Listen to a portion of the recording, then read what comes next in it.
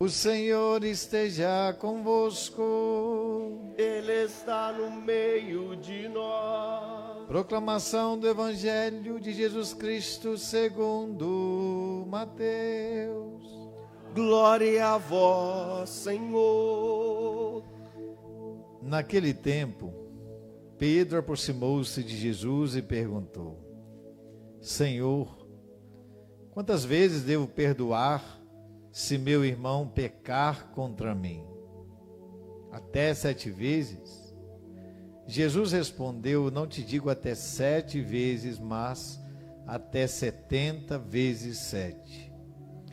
Porque o reino dos céus é como um rei que resolveu acertar as contas com seus empregados. Quando começou o acerto, levaram-lhe um que lhe devia uma enorme fortuna. Como o empregado não tivesse com que pagar, o patrão mandou que fosse vendido como escravo, junto com a mulher e os filhos e tudo o que possuía, para que pagasse a dívida. O empregado, porém, caiu aos pés do patrão e, prostrado, suplicava: dai-me um prazo e eu te pagarei tudo. Diante disso, o patrão teve compaixão, soltou o empregado e perdoou-lhe a dívida. Ao sair dali, aquele empregado encontrou um de seus companheiros que lhe devia apenas 100 moedas.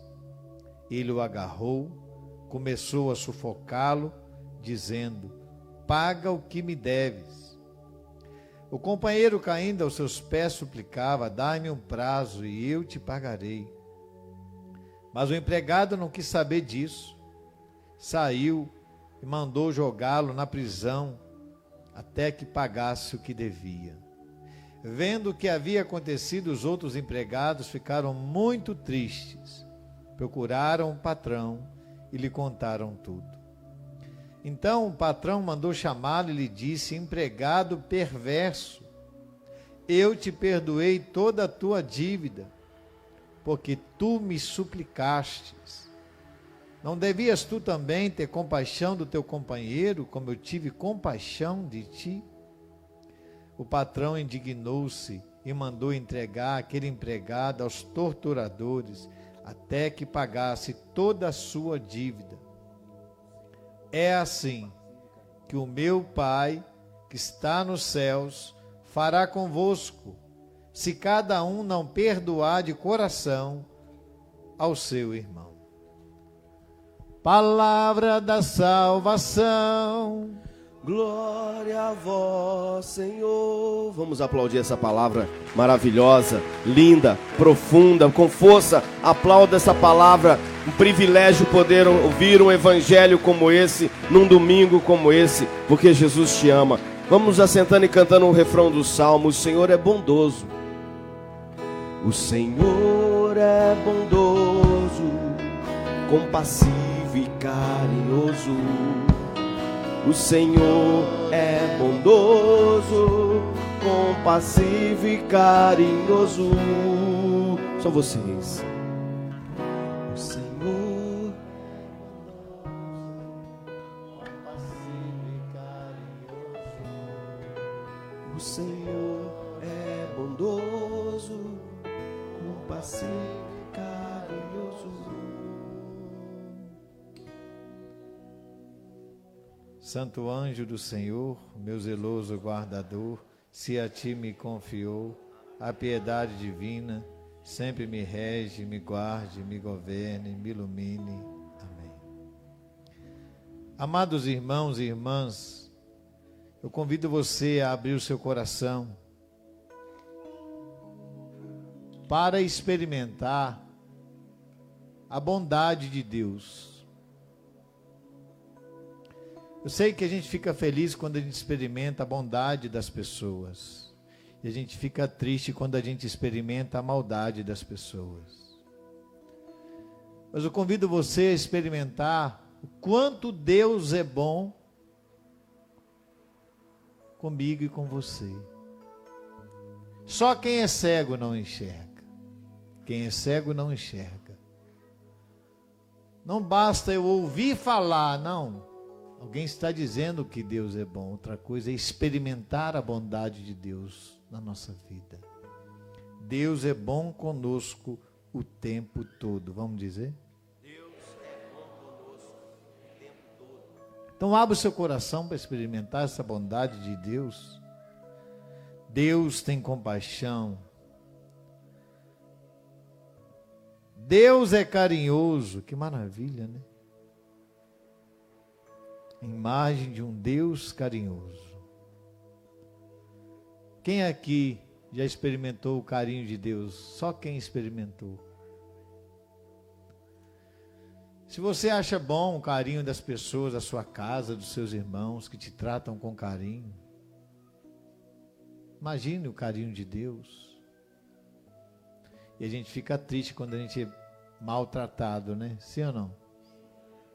Seja na igreja, seja na família, seja no trabalho. E quando a gente maltrata os outros, a gente também deveria ficar triste, tá? Quando a gente tem atitudes que maltratam as pessoas que estão ao nosso redor. A gente precisa experimentar esse carinho de Deus para a gente ser mais carinhoso com as pessoas da igreja, com nossos irmãos. Pessoa mais carinhosa. Mais carinhoso, carinhosa com as pessoas de casa, da família, do trabalho. Às vezes a gente é tão duro, tão bruto, tão rígido. A gente precisa deixar que o carinho de Deus toque o nosso coração, porque só o carinho dele pode transformar a nossa vida. Só o carinho dele pode nos tornar pessoas carinhosas, com a gente mesmo e com os outros. Tratar os outros com carinho é uma obrigação de todo ser humano, de respeito. Quem respeita o outro, trata o outro com carinho. Vamos dizer? Quem respeita o outro, trata o outro com carinho. O livro de Eclesiástico vai nos falar de duas coisas que nós temos que refletir: o rancor e a raiva. Minha gente, a Bíblia vai dizer de uma palavra que chama dominar o rancor e dominar a raiva.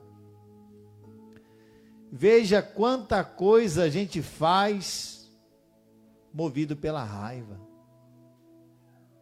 Quanta coisa a gente fala, quanta coisa a gente pensa, quanta coisa a gente faz. Levanta a mão para mim aqui, só quem sente raiva.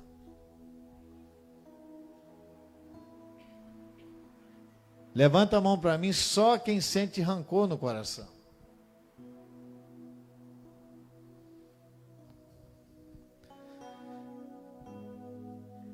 Eu não sei, você sente raiva todos os dias? Sim ou não? Sim ou não? E agora, hein? Tem alguém que te faz raiva? Na igreja tem? Tem, é lógico que tem. Você faz raiva em alguém, aí é difícil falar, né? Eu faço.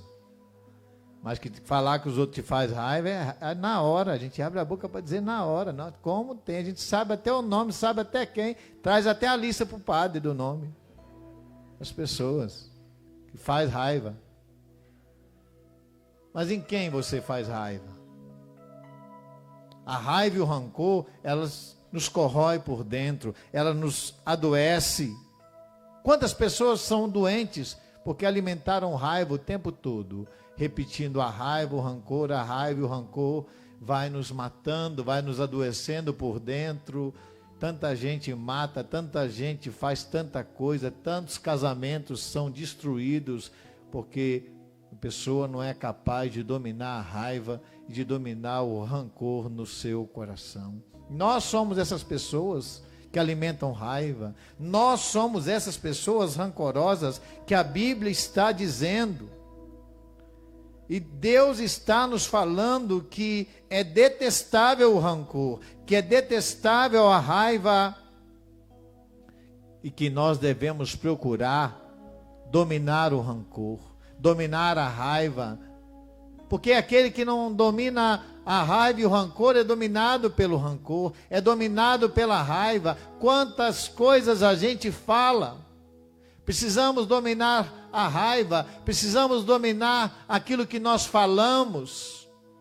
Precisamos dominar aquilo que nós pensamos. Mas, padre, eu não domino o que eu falo, eu não domino o que eu penso. Quer dizer, então, que a sua vida é um carro desgovernado? O que se espera de um carro desgovernado? Sem alguém que domina, sem alguém que toma a direção e deixa o carro solto, desgovernado, esse carro vai se arrebentar, esse carro vai se destruir. Quando a gente diz assim, eu não tenho domínio sobre o que eu penso, eu não tenho domínio sobre aquilo que eu falo. Está solta a vida, é? Dentro de você é solto tudo que você pensa, que você fala, é solto. Você não domina os seus sentimentos, não domina os seus pensamentos. Deus está nos pedindo para nós dominarmos todo sentimento ruim. Às vezes tem coisas que a gente quer fazer, a gente tem possibilidades, está na nossa mão, ninguém vai nos impedir de fazer. Ninguém. Se tratando de pecado, quando nós queremos pecar, ninguém vai nos impedir de pecar, ninguém. Nem seu marido, nem sua esposa, ninguém pode nos impedir de pecar, basta querer, sim ou não? Mas quando a gente sabe que pode, e a gente quer fazer certas coisas, nós precisamos ter a capacidade de dominar aquele pensamento, de dominar aquele desejo, de dominar aquele olhar e de ter a capacidade de olhar para o pecado, de olhar para a proposta e dizer não. Isso é domínio, é a capacidade de olhar para situações de pecado, para situações que vão arruinar com a nossa vida, olhar para situações e dizer, eu posso fazer. Até eu posso dizer, mas ninguém está vendo. Mas eu pergunto, Deus está vendo, sim ou não? Deus está vendo.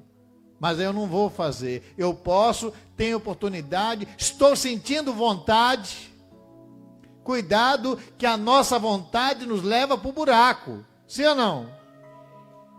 Por isso, cuidado. Por isso que a palavra de Deus está dizendo, domina o rancor, domina a raiva e perdoa aquela injustiça cometida por teu próximo. Quantas injustiças nós sofremos? Quantas pessoas às vezes são injustas com a gente? Quantas vezes a gente se sente injustiçado por alguém, por um irmão da igreja, injustiçado por alguém de casa, pelo marido, pela esposa, injustiçado por um parente, injustiçado no trabalho por alguém que falou, que disse ou que fez alguma coisa. Quanta raiva a gente passa dentro da igreja. E não é pouca. Se engana você que não vai passar raiva na igreja. Basta você estar lá e eu, acabou, pronto. Ali estão pessoas que sentem raiva, ali estão pessoas rancorosas, ali estão pessoas que precisam se dominar, porque se eu não me dominar, eu posso fazer tanta coisa que vai prejudicar aquela pessoa. E a palavra de Deus está dizendo, se alguém fez uma atitude que você achou injusta, que você ficou injustiçado, esse pecado que essa pessoa cometeu, perdoa esse próximo é o seu irmão da igreja, esse próximo é essa pessoa da tua casa, esse próximo é essa pessoa do teu trabalho, e a palavra de Deus está dizendo, quando você perdoa a injustiça que alguém fez, a injustiça que alguém cometeu, ore, e aí Deus vai perdoar os seus pecados, ore, e Deus vai te libertar. E aí a Bíblia vai dizer, veja que incoerência, como é que nós queremos pedir a Deus a cura? Deus me cura, quando o meu coração está cheio de ódio, guardando ódio contra aquela pessoa, guardando ódio contra a pessoa da minha casa. Quantos de nós que guardamos raiva no nosso coração? E a Bíblia vai nos convidar a pensar sobre isso. Queremos que Deus nos cure, mas com o coração cheio de ódio, de raiva. Como eu peço a Deus compaixão, perdão pelos meus pecados, Eu quero que Deus me perdoa, mas eu não sou capaz de perdoar aquela pessoa que pecou contra mim. Eu pequei contra Deus e contra os meus irmãos, e eu vou pedir a Deus perdão. Como eu quero pedir a Deus perdão, e eu não quero perdoar aquela pessoa que cometeu um pecado grave, talvez, contra mim. E aí a Bíblia diz, pensa na tua morte. Pensa no teu fim, pensa nos teus últimos dias e perdoa, não guarde rancor no teu coração, não leves em conta a falta alheia, não leves em conta. A segunda leitura vai dizer que nós não devemos viver para nós mesmos, para si. Uma vida para si é uma vida egoísta, mas precisamos viver a verdadeira vida, que é viver para Deus. Não uma vida qualquer, não uma vida com uma fé fraca. Padre, o que é uma fé fraca? É uma fé que não se alimenta todos os dias, que não reza, que não medita a palavra, que não busca força na Eucaristia. É uma fé que não enfrenta as tribulações, é uma fé vacilante, não é uma fé resistente, aonde a pessoa não tem uma fé capaz de perdoar, uma fé capaz de resistir aos momentos difíceis, uma fé capaz de passar pelos momentos de tribulações, uma fé capaz de viver para Cristo e de morrer para si mesmo. Veja essa frase, quer vivos ou mortos, nós pertencemos ao Senhor, vamos dizer? Quer vivos ou mortos, nós pertencemos ao Senhor. Agora vamos para a parte final da nossa reflexão. Veja, Jesus vai falar da força do perdão. Uma força que nós devemos experimentá-la. Os fariseus colocavam limites no perdão. E Jesus vai dizer que só quem ama é capaz de perdoar. E veja, ele vai contar uma história do reino dos céus. E ele vai dizer que o reino dos céus é como um rei que resolveu acertar as contas. Amados irmãos, nós vamos acertar as contas com ele. Todo mundo vai acertar as contas com ele. Ninguém vai acertar as contas no seu lugar, não. Eu, como padre, eu vou acertar as contas com Deus por tudo. Vai chegar o dia e vai chegar a hora do nosso acerto de contas com ele. Diante dos homens pode até passar, mas na hora do nosso acerto de contas, daquilo que nós fazemos nesse mundo, da forma com que nós vivemos nesse mundo, da dívida, daquilo que nós estamos devendo, eu não sei qual é a quantidade, se é 10 mil ou se é 100, eu não sei qual é a quantidade da nossa dívida. Mas uma coisa é certa, no último dia da nossa vida, pode ser hoje, talvez hoje, agora, a gente pode já ir acertar as contas com o rei, acertar as contas da nossa forma de viver. Mas padre, tem tanta gente que faz tanta maldade, que prejudica os outros, que tem feito tanta coisa ruim por aí. Essa pessoa vai acertar as contas com o rei. Jesus está contando a história, ele mesmo está dizendo que o reino dos céus terá o acerto de contas de cada pessoa. Nós iremos acertar as contas com Deus de tudo. E veja, este servo devia uma fortuna, ele não tinha como pagar, e ele vai, se prostra, pede perdão, suplica o perdão, e veja quanto ele devia, 10 mil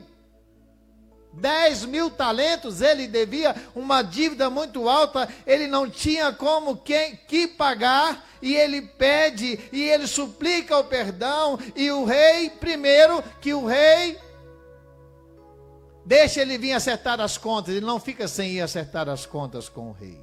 Ele vai para acertar as contas, mas veja que o rei dá a ele o perdão, ele pede, ele suplica, e o rei tem compaixão com ele. Esse servo sai dali e ele mostra quem ele é.